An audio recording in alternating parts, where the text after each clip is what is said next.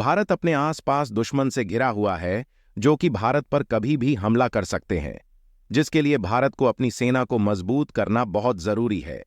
भारत लगातार अपनी आर्मी को मजबूत करने के लिए नए नए हथियार खरीदता रहता है। हाल ही में भारत की कंपनी हिंदुस्तान एरोनॉटिक्स लिमिटेड द्वारा तेजस MK-1A बनाया गया है, जो कि जुलाई में भारतीय वायुसेना में शामिल होगा, जो कि भारत के लिए एक गौरव का पल है। भारत की सैन्य शक्ति को बढ़ावा देते हुए भारतीय वायुसेना IAF को इस साल जुलाई की शुरुआत में अपना पहला तेजस MK-1A लड़ाकू विमान मिलने की उम्मीद है।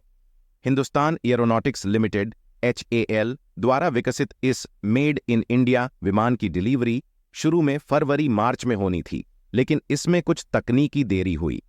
हाल ही में IAF और HAL द्वारा की गई समीक्षा ने नई समय सीमा की पुष्टि की है, जिसमें आने वाले हफ्तों में अतिरिक्त एकीकरण परीक्षण पूरे किए जाने हैं। ये परीक्षण यह सुनिश्चित करने के लिए महत्वपूर्ण है कि विमान IAF बेड़े में शामिल होने से पहले सभी परिचालन मानकों को पूरा करता है। तेजस MK-1A का शामिल होना भारत के रक्षा उत्पादन में आत्मनिर्भरता के लक्ष्य की दिशा में एक महत्वपूर्ण कदम है, जिसका प्रधानमंत्री नरेंद्र मोदी ने समर्थन किया है। प्रधानमंत्री के डिलीवरी समारोह में शामिल होने की भी उम्मीद है, जो इस मील के पत्थर के महत्व को उजागर करेगा। तेजस MK-1A परियोजना के तहत पहले ही 83 विमानों के लिए 48,000 करोड़ रुपए का ऑर्डर मिल चुका है और संभावित रूप से 97 विमानों का एक और ऑर्डर मिलने वाला है।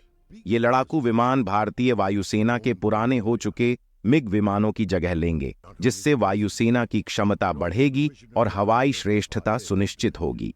सैन्य प्रयोगों से परे तेजस परियोजना भारत की अर्थव्यवस्था के लिए एक बड़ा वरदान है।